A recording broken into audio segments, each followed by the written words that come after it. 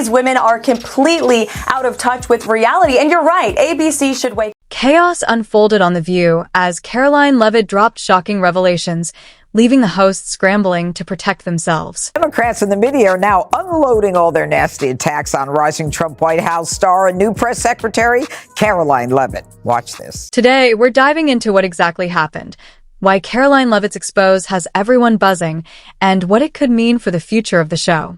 If you're curious about the true cause of this meltdown, you've come to the right place. The drama is making waves, all thanks to Leavitt shaking up the political scene. Women are completely out of touch with reality. And you're right, ABC should wait. The View is known for stirring the pot, but this time they bit off more than they could handle when Karoline Leavitt entered the spotlight as Trump's press secretary.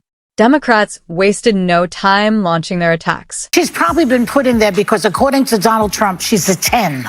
You know that's what it is. Their smear campaign didn't just fail, it completely backfired. What started as petty jealousy has now unraveled, leaving their reputations in ruins. Thanks to Karoline's no-holds-barred approach, the hosts of The View are now scrambling to clean up the mess they made. And trust me, the fallout is nothing short of dramatic.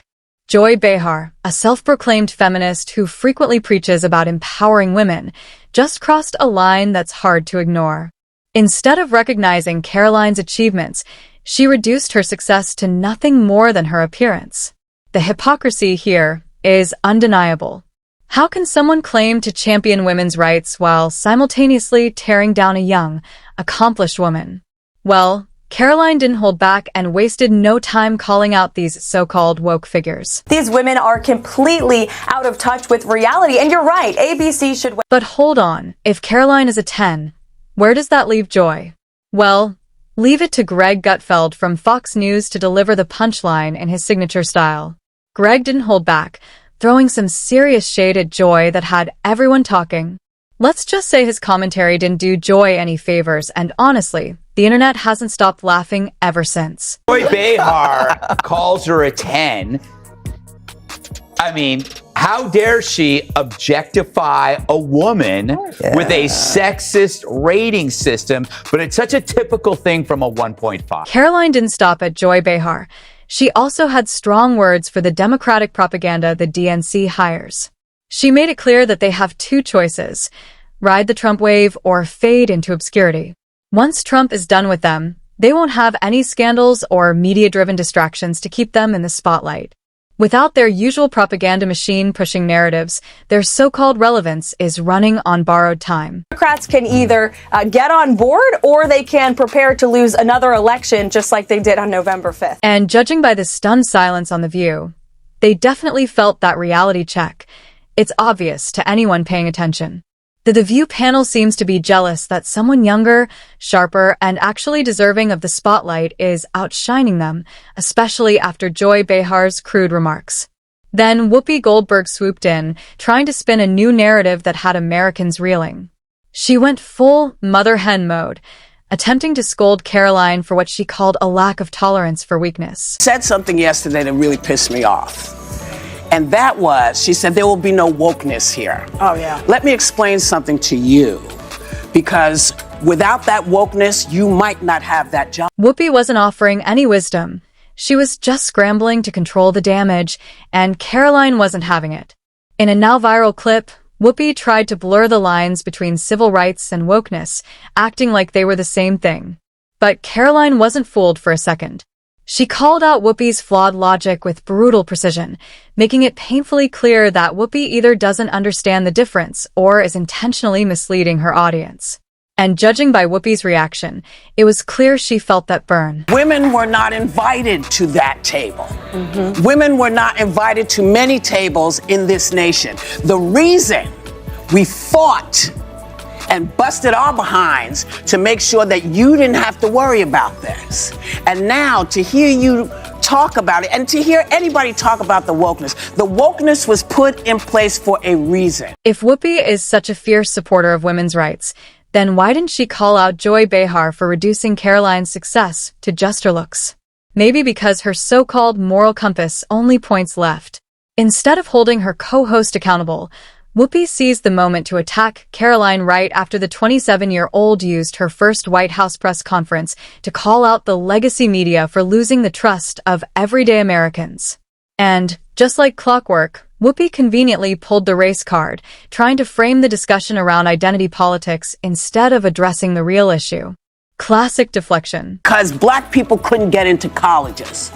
Because women could not get into the colleges they wanted to go to. This is all. Whoopi didn't stop there. She went full condescension mode, claiming that Karoline doesn't even understand what wokeness means.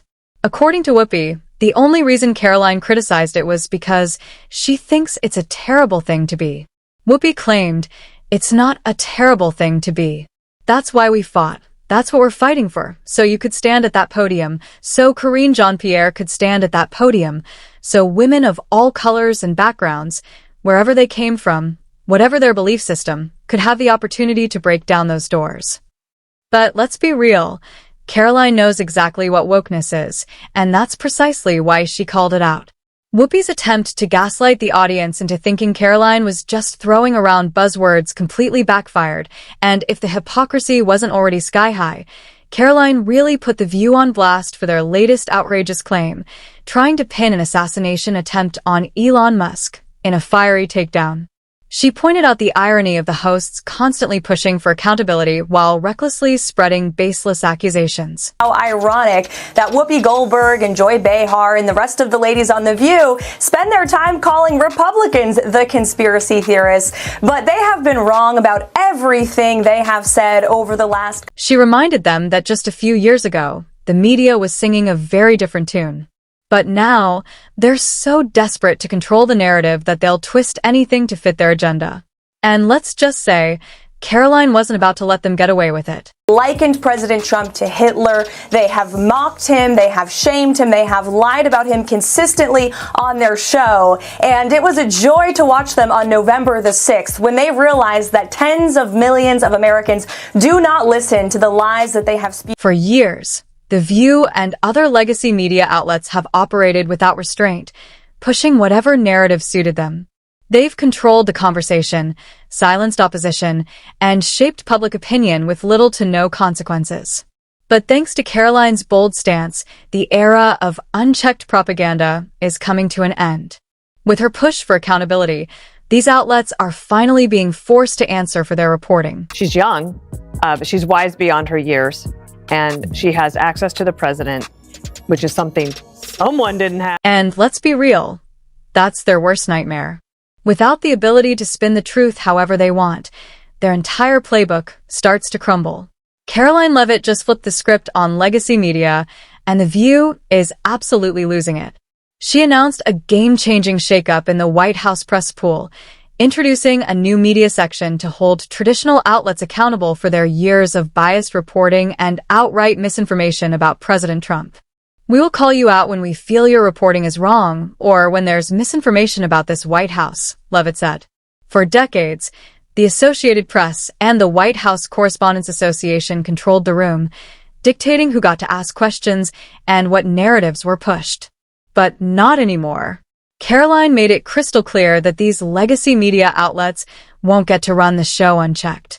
Instead, 2 front-row seats, once reserved for White House staff, will now go to new media voices who actually question the establishment. And if that wasn't enough to send The View into a meltdown, she also restored press passes for 440 journalists who were wrongfully revoked under the Biden administration.